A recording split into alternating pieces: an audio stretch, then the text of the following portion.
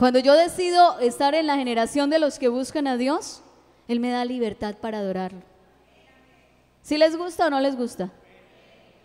Hay personas que dicen, ¿cómo es capaz de vivir la vida cristiana? Y hace poquito estudiando, veía yo, es que es muy difícil vivir la vida cristiana, porque Dios tiene una medida muy alta.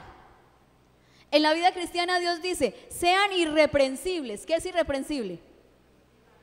Sin tacha, que no se equivoque, que nadie lo corrija. Eso es ser irreprensible. ¿Es fácil ser irreprensible? ¿Es fácil que uno nunca se equivoque? No, pero Dios dice sed irreprensibles. Por allá dice, estad siempre gozosos, sabiendo que hay problemas, que hay tristezas, que nos enfermamos. ¿Es fácil estar siempre gozosos? No. ¿Qué más dice Dios? Lleven siempre fruto. ¿Qué más dice? Por nada estén afanados. ¿Es fácil uno estar tranquilo todo el tiempo y no tener afanes? No, es difícil. Pero tan lindo Dios que en esta vida, cuando usted decide seguirlo, cuando usted decide amarlo, cuando usted decide ser de la generación de los que le buscan, Él le da las fuerzas y le da las herramientas con que ser capaz de ser irreprensible, con que ser capaz de ser santo, con que ser capaz de no deberle nada a nadie, con que ser capaz de que aunque uno tenga un problema muy grande, pueda decir, los que aman a Dios, todas las cosas nos ayudan a bien. Y se pueda cumplir eso que dice la Biblia, y la paz de Dios que sobrepasa todo entendimiento. ¿Qué es eso? Que lo normal es que usted esté angustiado, que ese problema es tan grande que lo normal es que usted esté aburrido, que ese problema es tan difícil de solucionar que lo normal es que usted le dé miedo. Pero cuando usted está en Dios, usted puede saber, los que aman a Dios, todo les ayuda bien, aún lo más malo. Y podemos cantar como cantábamos ahorita, me gozaré, me gozaré, me gozaré en Jehová, porque es capaz de llevar mi dolor y mi tristeza. Yo pienso que la persona que decide vivir sin Dios no es inteligente, no lo es, porque esta vida es muy dura para vivirla sin el Creador del universo. Esta vida es muy dura para vivirla sin el Todopoderoso, el que es capaz de cambiar las cosas malas y hacer de ellas cosas grandes y milagros. Gloria al Señor. ¿Qué más nos da Dios? Nos da libertad, nos da paz, ¿cierto? Isaías 26:3, usted se lo sabe. ¿Se acuerdan? De a uno. Bueno, no vamos a seguir hasta que algunos acuerde, sin mirar en la Biblia. Isaías 26:3. Yo empiezo y mismo se acuerdan. Tú guardarás en completa paz. Ah, claro, yo me la sabía, la tenía en la punta de la lengua, ¿cierto? Tú guardarás en completa paz aquel cuyo pensamiento en ti persevera. ¿Quién es capaz de guardarlo a uno en paz? Nadie. Ni el psicólogo, ni el psiquiatra, ni la persona que más lo quiere a uno. Pero Dios sí es capaz de guardarlo en completa paz. Porque el Salmo 91 sigue diciendo, el que habita el abrigo del Altísimo, el que vive, el que se pasa a vivir debajo del Altísimo, morará bajo la sombra del Omnipotente. Y todo lo que viene después son un montón de bendiciones, ¿cierto? Él te librará del lazo del cazador, de la peste destructora, pero decídase con quién quiere vivir usted. Decídase si quiere vivir con Dios o con el enemigo. ¿Qué más nos da Dios para vivir esa vida? Un corazón bueno. ¿Se acuerdan de David? David pecó. Y en ese Salmo 51, cuando se arrepiente, él dice, Señor, es que yo no tengo un corazón bueno. Es que si usted y yo le decimos a los amigos, vea, nosotros estamos aquí porque somos muy buenos. Es mentira. Es Dios el que nos cambió el corazón. Es Dios el que nos quitó un poco de mañas y de cosas que no nos servían y nos puso un corazón para Él. Y David lo sabía y por eso David dice, crea en mí, oh Dios, un corazón limpio. Señor, créelo. Y yo no sé si en esta noche alguien tiene que decirle, Señor, para yo pasarme a vivir bajo la sombra suya, deme un corazón limpio porque yo no soy capaz. Deme un corazón limpio porque estoy pensando que hoy sábado, después de que salga el culto, me voy para otra parte. Pero los que estamos aquí no estamos obligados. No es que uno esté diciendo, ay, qué rico ir por allá a pecar. No, ya no necesita pecar. Porque Dios ha creado un corazón limpio. Yo quiero ver la mano levantada de los que Dios les ha creado un corazón limpio. Gloria al Señor.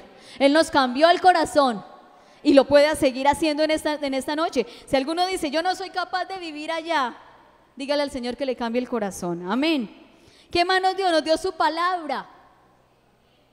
Yo quiero que leamos primera carta de Pedro, capítulo 1, para que veamos para qué nos sirve la palabra de Dios.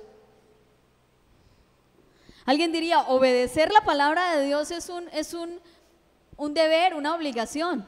No, obedecer la palabra de Dios es un regalo. Por eso, antes, cuando se decía, si usted lee la Biblia se enloquece, lo que querían en el fondo era tenerlo a uno esclavo siempre. Pero la palabra del Señor dice, conocerás la verdad y la verdad os hará libres. Porque ya usted sabe el bien y el mal.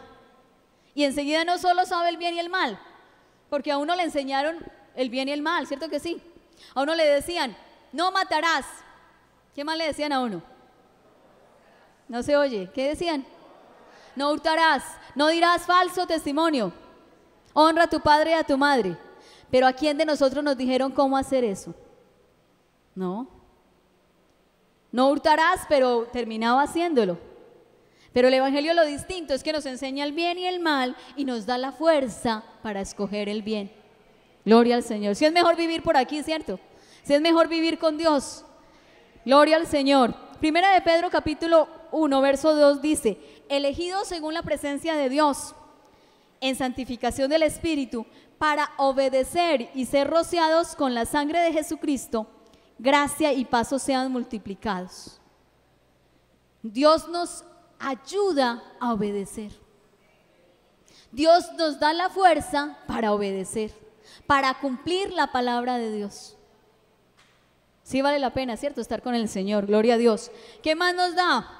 Gozo de Dios. Eso sí, no lo en ninguna otra parte. Pásese a vivir donde usted quiera y no va a tener gozo. El miércoles pasado estaba en un refán con un grupo de señoras y llegó un momento en que, les dije, ¿qué entendieron hoy?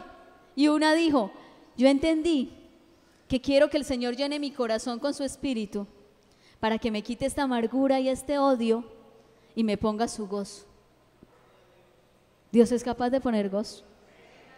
Dice, entraré al altar de Dios, al Dios de mi alegría y de mi gozo. No un gozo de un ratico, no el gozo de una rumba, un momentico. Gozo de verdad. Gozo que no importa las circunstancias, podamos seguir alegres. Y que uno vea gente firme, a pesar de que tiene dificultades grandes. Tranquilo, que es que el Señor no le prometió aquí que iba a tener todo sin problemas y todo calmadito. No, en esta vida hay problemas. Él lo dijo, en el mundo tendréis aflicción, pero tranquilos que yo he vencido al mundo. Por allá dice el Señor, alégresen, gócesen, porque es que el gozo de Jehová, nuestra fortaleza, es.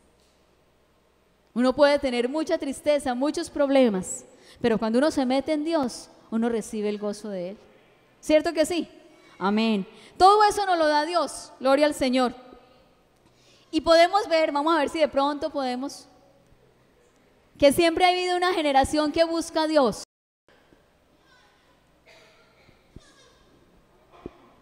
Si quieren lo miramos en el Salmo 79, gloria al Señor, verso 13. Salmo 79, verso 13. ¿Sí le está dando ganas de ser de la generación de Dios o no? Aunque otros se dediquen a hacer lo malo, hay generación que bendice a Dios. Esa ya pasó hace rato. Gracias. Cierto que ya lo vimos, que Dios nos va a dar poder, que Dios nos va a dar fuerzas. Ya hace ratico. Pásalo, por favor. Muchas gracias. Devuélvete un poquito. La anterior y esa también. La anterior. No. Entonces pásalo, por favor. Dice, y nosotros, pueblo tuyo y ovejas de tu prado. Mire tan lindo, generaciones que prometen seguir a Dios. Dice ese verso, nosotros somos pueblo tuyo, te alabaremos para siempre. ¿Usted es capaz de prometer eso esta noche? ¿Usted es capaz de decir, Señor, Yo voy a ser de los que te alabaremos para siempre, de los que te adoraremos, de los que buscaremos tu rostro. Dice, de generación en generación cantaremos tus alabanzas. Señor, tú nos has sido refugio de generación en generación. Mis hijos conocerán que hay un Dios que vale la pena adorarlo, porque yo les voy a enseñar. Dice, generación a generación celebrará tus obras y anunciará tus poderosos hechos. ¿Quién hizo y realizó esto? Está diciendo Dios. Yo, Jehová, el primero, y yo el mismo con los postreros. Decídase a ser de la generación de Dios. Decídase a vivir bajo la sombra de Dios y Él va a estar con usted siempre. Eso es lo que está prometiendo, ¿cierto que sí? Para que lo sepa la generación venidera y los hijos que nazcan se lo cuenten a los demás, a fin de que pongan en Dios su confianza y no se olviden de las obras de su Dios. Gloria al Señor. Vamos a vivir en las manos de Dios. Y así rapidito, porque yo sé que ha pasado el tiempo, vamos a mirar qué hace que este camino sea más fácil. ¿Qué hace que sea más fácil vivir en las manos de Dios? A ver, antes de que lo pases, ya lo pasaste, muy bien. ¿Qué cosas hacen que sea más fácil caminar este camino? Ayúdenme ustedes. Los de alabanza están felices, entonces quisiera preguntarles. ¿Qué hace que este camino sea más fácil? ¿Qué hace que vivir bajo la sombra de Dios sea más fácil? O al contrario, ¿qué lo hace más difícil? ¿Ustedes qué creen? Dice la hermana, orar, la oración. ¿Qué hace más fácil? La fe en las promesas del Señor. Listo. Vamos a mirar un poquito. ¿Quieren que lo hagamos? Vamos a mirar qué cosas nos hacen que sea más fácil. Primero, reconocer que esta vida es cortitica. Y hoy es un culto de jóvenes. Y los jóvenes pensamos, todavía me puedo incluir ahí un poquito, pensamos que tenemos toda la vida y que nunca nos vamos a envejecer. Y que el evangelio es para los viejitos. Y por eso se cometen tantos errores. Porque la Biblia y la vida nos muestra que los pecados que se cometen en la juventud marcan toda la vida. El salmista decía, de los pecados de mi juventud, Señor, no se acuerde. Esos pecados marcaron toda la vida. ¿Ustedes saben de esos pecados o no? ¿Cierto que sí? La vida es cortitica. Job dice, mis días fueron como tan veloces como la lanzadera. ¿Qué es una lanzadera? Mis días fueron tan veloces, se fueron tan rápido como una aguja de un tejedor. ¿Una aguja pasa rápido o despacio? Rapidísimo, ¿cierto? Eso dice Job. Y se acabaron sin esperanza. Acuérdate que mi vida es un soplo y que mis ojos no volverán a ver el bien. Lo primero es saber que esta vida se acaba, ¿cierto que sí? ¿Y cómo hacer más fácil la vida? Primero, tener claro para dónde voy. Ah, es que yo voy los sábados al culto porque es donde llegan todos los otros muchachos. Usted está yendo por los muchachos y no por el dueño de la iglesia. Y entonces un día se le van a acabar las fuerzas. Ah, es que yo voy los domingos para llevar los niños, pero que ellos aprendan, pero yo todavía no tengo mucha relación con Dios. No, tenga claro hacia dónde va, gloria al Señor. ¿Qué dice Filipenses capítulo 3? Alguien que lo lea así bien fuerte. Filipenses capítulo 3. ¿Alguien lo encontró? Filipenses capítulo 3. Señor, verso 13. No, Filipenses 3, 13. 13. Estaba leyendo el 3.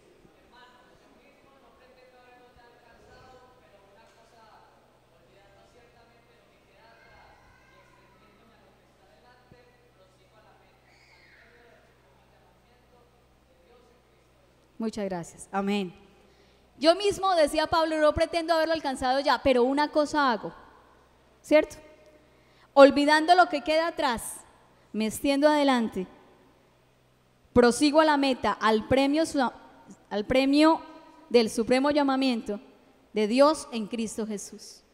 ¿Usted por qué está en la iglesia? ¿Usted está convencido de que se queda aquí hasta que el Señor venga? ¿O que solo está pasando unos días?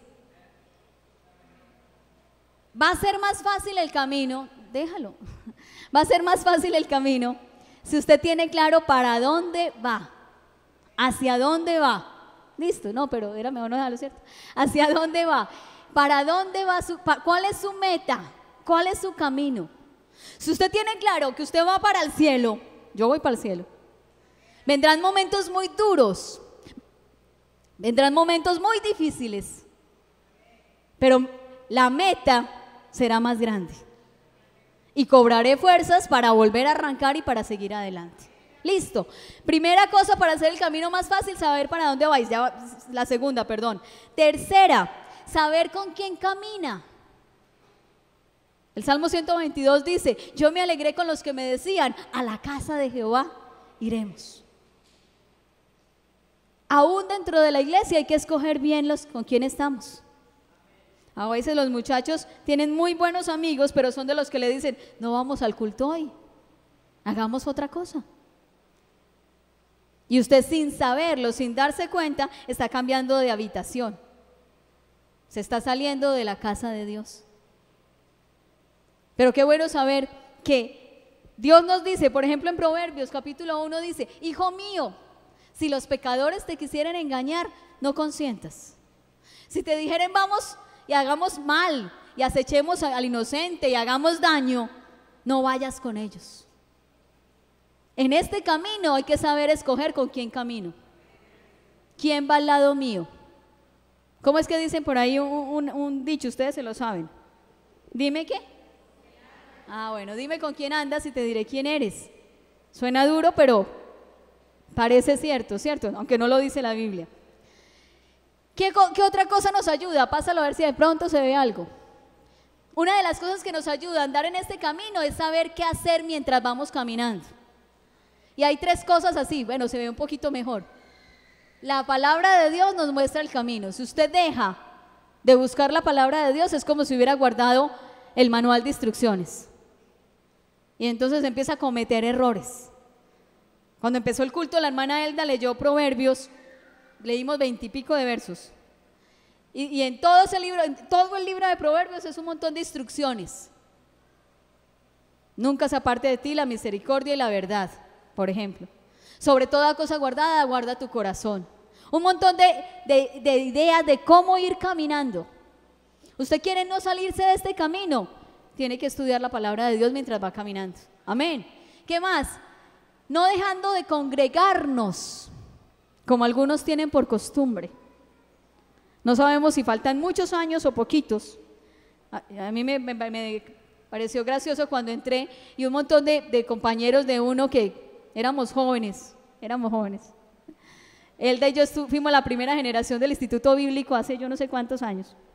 Y ahora tenemos, ya yo, casada, yo, hijos, bueno, ya estamos ya muchos años. Pero no importa si faltan muchos o poquitos. Vamos a seguir congregándonos, porque es que ahí es donde el Señor promete bendición y vida eterna, ¿cierto que sí? Salmo 133 sigue diciendo: mirad cuán bueno y cuán delicioso es habitar los hermanos juntos y en armonía.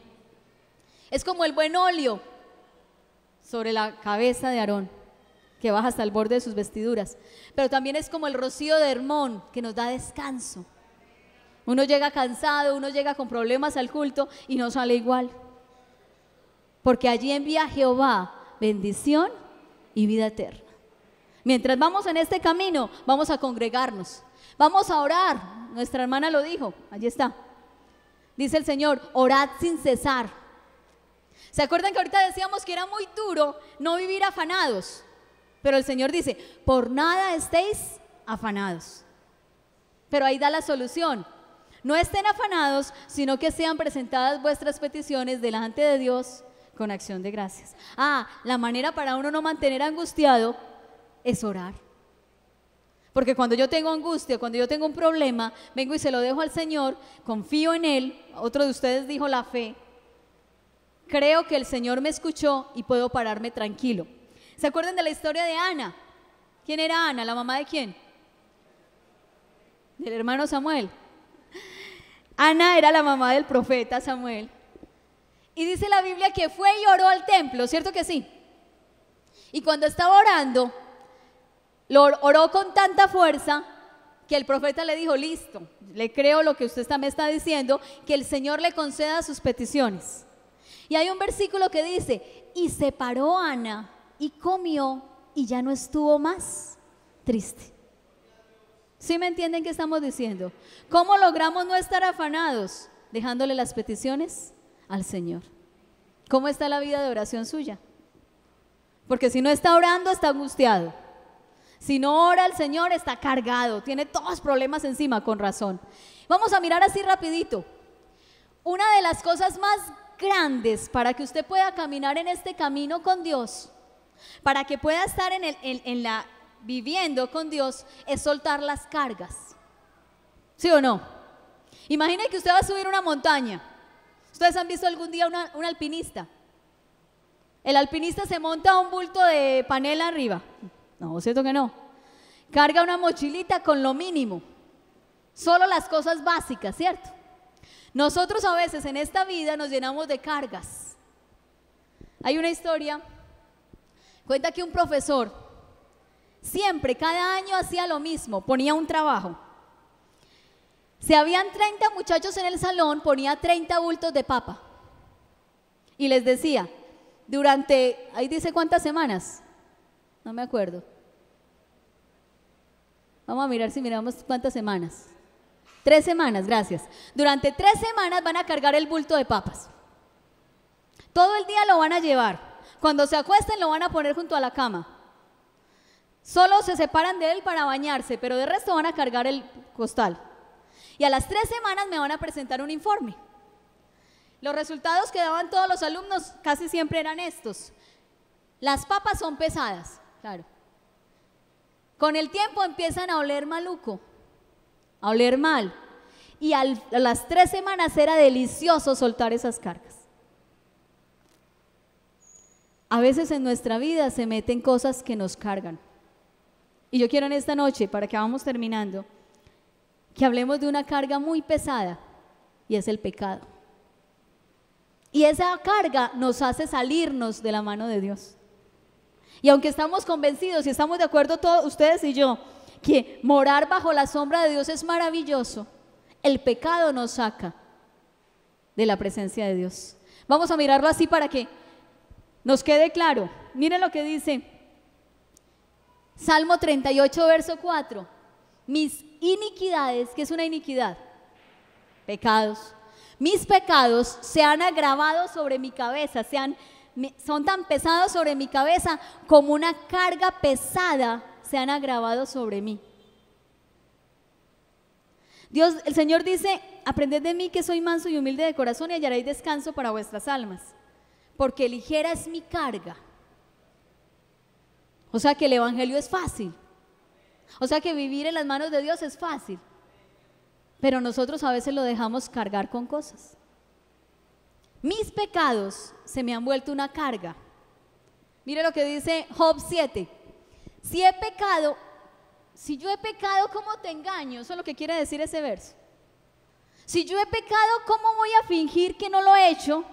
Si tú eres el que hizo el ojo y tú ves. Si yo he pecado, yo estoy seguro que tú oíste, porque tú hiciste el oído. No me lo quite. Si yo he pecado, ¿qué puedo hacerte a ti, oh guarda de los hombres? ¿Por qué me pones por blanco tuyo hasta convertirme en una carga para mí mismo? Cuando yo peco, me vuelvo una carga hasta para mí mismo. ¿Cuánto más para los demás? ¿Sí nos estamos poniendo de acuerdo? Y se vuelve difícil el camino. Y se vuelve difícil caminar. Y se vuelve difícil andar en los caminos de Dios y estar en la presencia de Dios. Pero en esta tarde estamos viendo que un punto para poder caminar más fácil es soltar las cargas, ¿cierto? Yo tengo que caminar un gran coso, entonces decido o me voy muy pesado o me voy más ligerito, ¿cierto? El Señor quiere en esta noche decirle, es importante estar en el evangelio, es importante estar con Él, pero suelte esa carga del pecado. ¿Cómo se suelta? Ayúdenme. ¿Cómo se suelta el pecado? Renunciando a él. Vamos a ver, pues sí se puede. Primero, reconociendo que no importa el pecado, no importa. La Biblia lo dice, no importa, sea el peor pecado. Y yo quisiera en esta noche, si hay algún adolescente que le ha fallado a Dios, que escuche esta noche, que el Señor le está diciendo, no importa el pecado, si usted es sincero, Él lo perdona. ¿Sí o no? ¿A ustedes les parece horrible el homicidio? Sí, es cierto que, oye, la tierra llamándolos a todos. Levante la mano el que le parece horrible el homicidio. Ah, bueno, ya estaba asustada yo. O es que se oye mal. Saulo, dice la Biblia, consintió en la muerte de Esteban. ¿Cómo diríamos en esta época? Fue el autor intelectual. ¿Y Dios perdonó a Saulo o no lo perdonó? Lo perdonó, listo. Entonces, que el Señor le hable a alguien en esta noche que Él es capaz de perdonar, no importa lo que haya pasado. Robo, ¿se acuerdan de Zaqueo? Zaqueo era un chiquitico así, pero en el coro no dice que era ladrón, pero era ladrón. Se cogía más de la plata que debían los impuestos. ¿Lo perdonó o no lo perdonó? Sí lo perdonó. Cuando Él dice, si a alguno le he quitado, se lo devuelvo 4 veces. Y el Señor le dijo, hoy ha llegado la salvación a tu casa. ¿Lo perdonó? ¿Cierto que sí? ¿Qué más? Adulterio. Ojalá estuviera más borroso para que ellos no vean. ¿Cuándo Dios perdonó a algún adúltero? Ahí está, ¿cierto? Una mujer que la cogieron en el mismo acto del adulterio. ¿La perdonó o no? Dijo, ni yo te condeno, vete y no peques más. ¿Sí nos estamos poniendo de acuerdo? No hay por qué cargar con ese pecado cuando Dios me perdona. El problema es quedarse callado. El problema es pretender que puedo engañar a todo el mundo. El problema es hacer como si no hubiera pasado nada. David dijo, mientras me quedé callado, se envejecieron mis huesos en mi gemir todo el día. Mi pecado te declaré y vino a encontrar el descanso, ¿cierto que sí? ¿Qué más? Gracias. Fornicación. ¿Dios perdona la fornicación? ¿Sí o no? No se lee. En Colosenses 3, verso 5. ¿Quién lo lee así rápido para que sepamos si Dios perdona o no?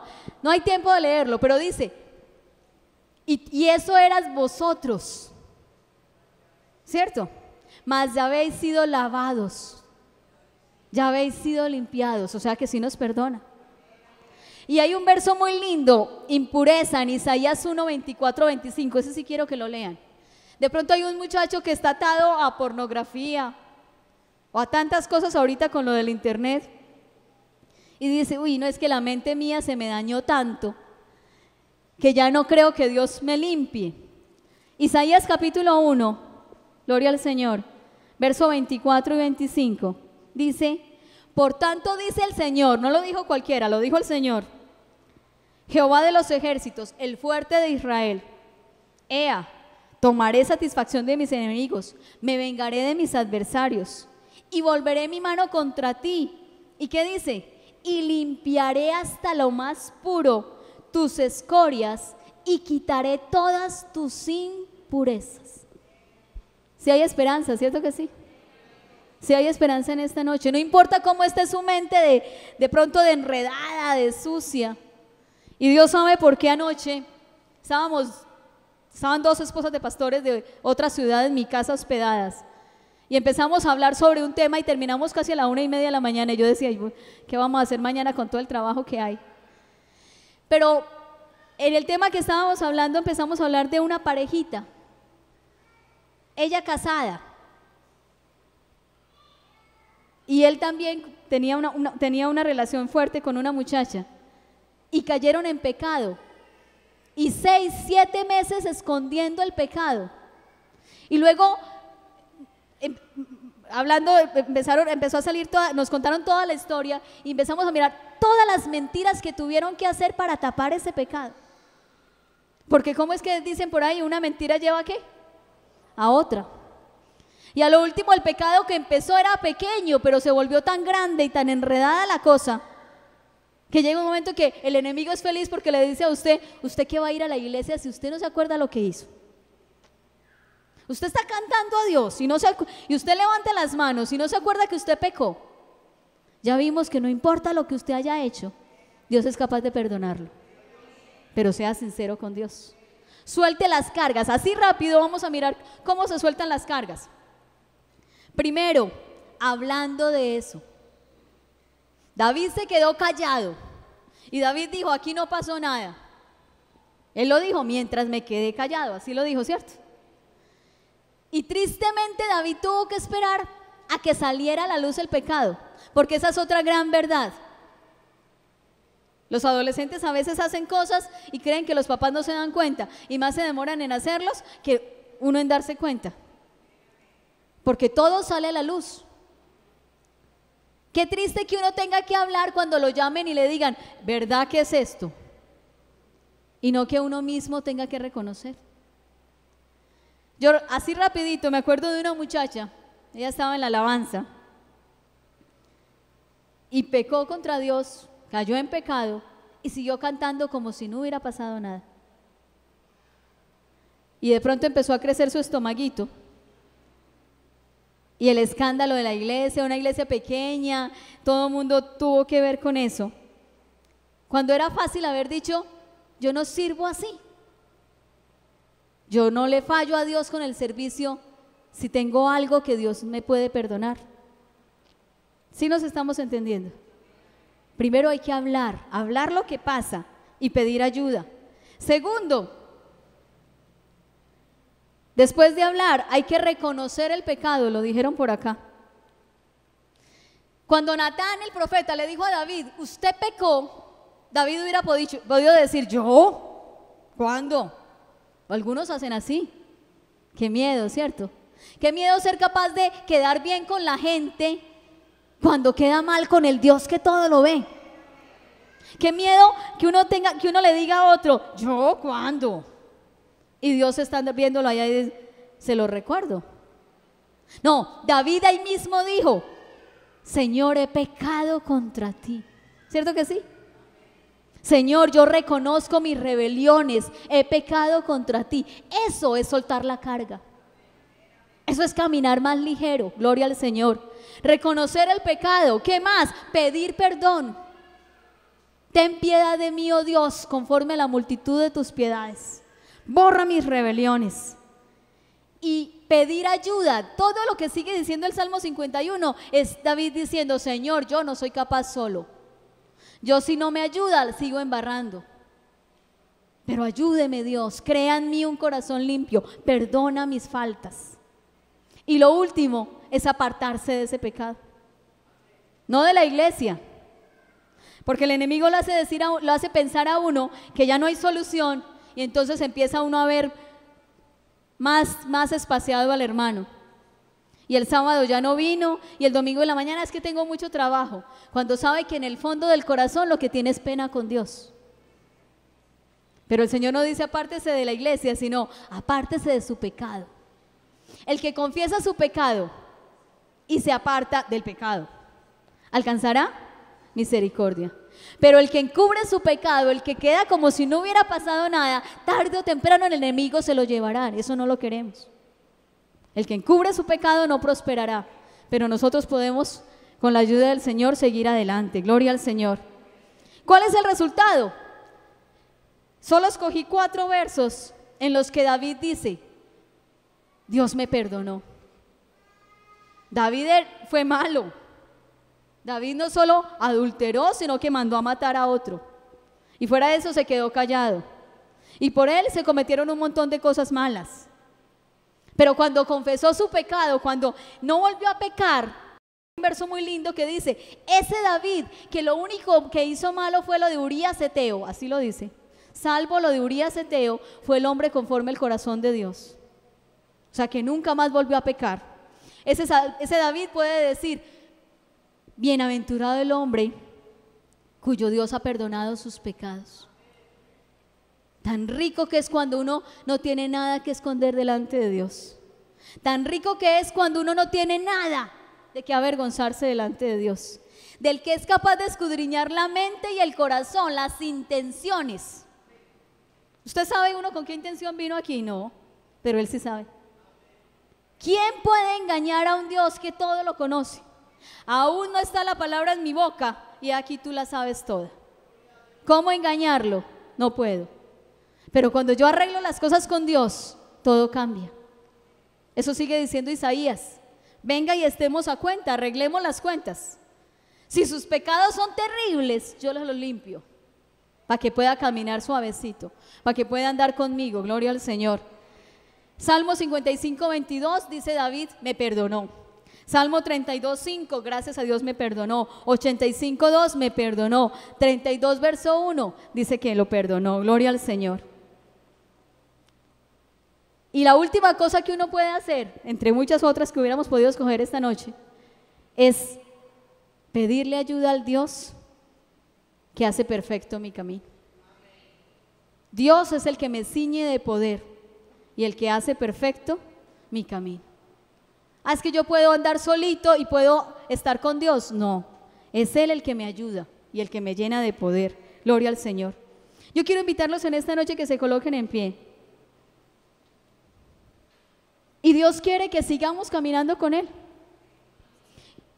Y Dios quiere que seamos en este tiempo la generación de los que buscan el rostro de Dios.